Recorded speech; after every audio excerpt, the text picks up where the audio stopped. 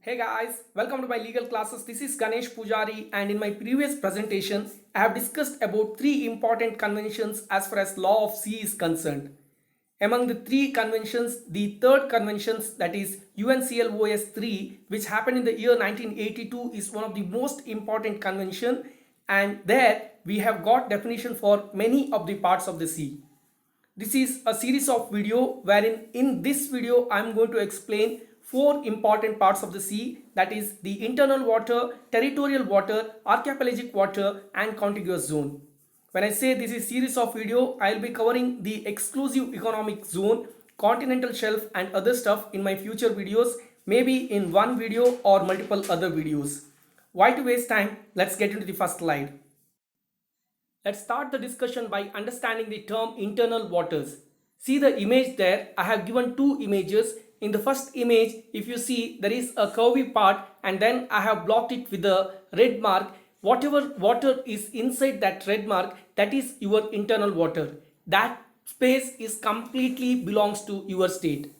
On the other hand, the second image, there is one more island which belongs to you, and whatever water comes within that particular region, that is your internal water. Here one important aspect that you need to remember is the island should be very close to your baseline. If it is too far away from your baseline, then that will not be considered as your internal water. That again we will see in a different way, which I am going to explain in my future slides. But for now, if it is very close to your baseline, then all the water whichever is coming within that particular area, that will be considered as your internal water. In a nutshell, the important aspects that you need to remember as far as internal waters are concerned, it covers all water and waterways on the landward side of the baseline, and the coastal state has 100% authority to set laws, regulate use and use any resource within the internal waters. Foreign vessels have no right of passage within the internal waters, which includes no right of innocent passage also. That is very important. No right to foreign vessels, including the right of innocent passage. Now, what is innocent passage? It is the right to pass through your water. When it comes to internal water, there is no right to a foreign vessel to utilize it as innocent passage also. That is one important aspect you need to always keep in your mind. Then comes the most important part of the sea, that is territorial water. This is one of the most discussed aspect as far as law of the sea is concerned, and during UNCLOS 3 it is being defined what is territorial water. But before getting into the third UNCLOS, let's try understand what happened in the second United Nations Conventions on Law of the Sea. See the chart there, I have given the territorial water claims by coastal states during 1960, where more than 100 states participated and all of them had different opinion as far as the territorial water is concerned. India said it should be 3 miles, US said it should be 6 miles, and there are countries who ask for 200 nautical miles as territorial waters. Now you might be thinking that what is the base for India or US to say 3 or 6 miles? It was mostly on the basis of the power of cannons that are used for the purpose of war. Every state wanted to secure their state and they wanted to ensure that the cannons will not reach via sea to their particular state as a result of war, and that is why they wanted to have certain amount of distance as territorial water. But over a period of time, the powers of cannons are being increased, so states also started asking for more and more territorial water. If you see the chart, the most of the states ask for 12 miles as the distance for territorial water. That is 34 states asked 12 miles as the distance of territorial water, and it was in the 1982 United Nations Convention on Law of the Sea, that is the third convention, where it was decided that from baselines to 12 nautical miles will be considered as territorial sea or territorial water. 1 nautical mile is equal to 1.852 kilometer. That way 12 nautical mile will become close to 22 kilometer, and as of today the territorial water of the state is 22 kilometer or 12 nautical miles from the baseline.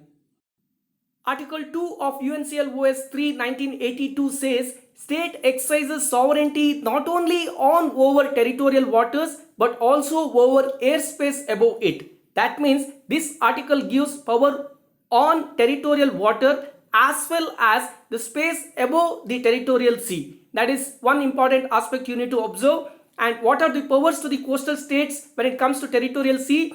You are free to set all the laws over the territorial water, as well as you can regulate use and use any resource from that particular area, including exploring and exploiting.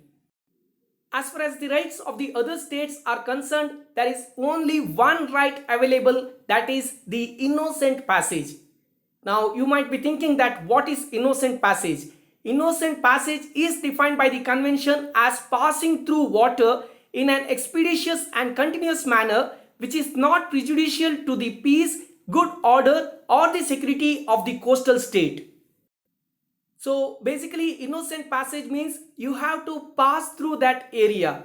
You cannot give pause or you cannot do any other nonsense activity there. You cannot do fishing, you cannot pollute the water, you cannot do weapon practice or you cannot do any kind of spying. That is very important. And if you are using any kind of submarines or any underwater vehicles, then you have to navigate on the surface in the territorial water along with showing your flag. That is very, very important. You cannot do any kind of underwater activity in the territorial sea or the territorial water of another state. One another important aspect that you need to remember is the right of innocent passage is not an absolute right. State, for the purpose of its protection, can also temporarily suspend the right of innocent passage. Overall, the restrictions will be on the military activities or if there are any criminal intentions, and to a greater extent there will be restrictions on the civil activity on the territorial sea as much as possible by the coastal state. Now the only right that is with the other state is innocent passage with the good intention. Then comes the archipelagic waters. Look at that image that I have drawn. It is an imaginary situation where I have drawn 4 different islands and they are quite close to each other. If the situation is like, then a baseline is drawn between the outermost points of the outermost islands, and water inside these baselines are designated as archipelagic waters. And what is the condition? These points need to be sufficiently close to one another. If they are situated far away from each other, then they will all be considered as independent island. But if they are situated very closely to one another, then they will be considered under the definition of archipelagic waters. As far as the right of the coastal state over the archipelagic water is concerned, it has absolute right just like internal waters. It can make laws and it can regulate laws. But there is one important exception available, that if there are any existing rights, including traditional fishing rights of the immediately adjacent state, then the same shall be continued. So there comes the role of international law, international customary law, which says if there are any existing rights available with the adjacent states, including traditional fishing rights, if that is there, the same will be continued. Now, one important difference between the internal waters and the archipelagic water is, as far as internal water is concerned, there is no provision for innocent passage by the other states, whereas in archipelagic waters, the other states can use that area for innocent passage. Now, how are the archipelagic waters? The borders are decided. For that, part 4 of the convention gives the details on how to draw these borders. That is one more observation you can make as far as archipelagic waters are concerned. Then comes the contiguous zone. After the first 12 nautical miles from the baseline, that means after the territorial water, the next zone is called contiguous zone. That means from the baseline to first 12 nautical miles is territorial water, and once the territorial water is over, from there the next 12 nautical miles will be contiguous zone.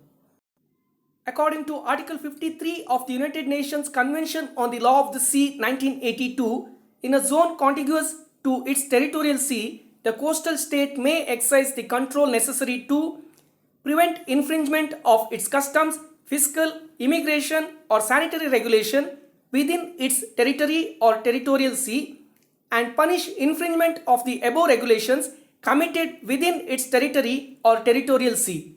When we are saying territory or territorial sea, it continues up to contiguous zone when it comes to the scope of Article 53. The contiguous zone is considered as hot pursuit area of the sea.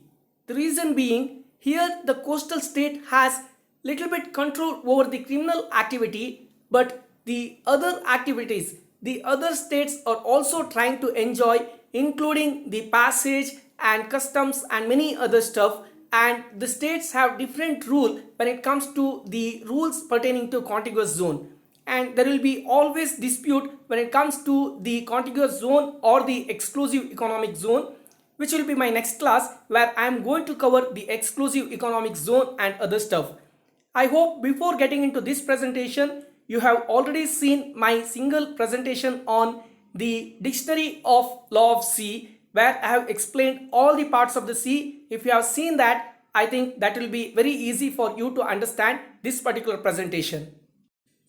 One another important aspect as far as contiguous zone is concerned is the airspace above contiguous zone is belonging to the international airspace. It is not belonging to the coastal. That is one important aspect you need to remember. In my next presentation, I am going to discuss on the exclusive economic zone, the continental shelf, the high seas, all other stuff. Till then, thank you so much for subscribing my channel. Please like, share and comment my videos. All the very best for whatsoever purpose you are watching my channel, and thanks again.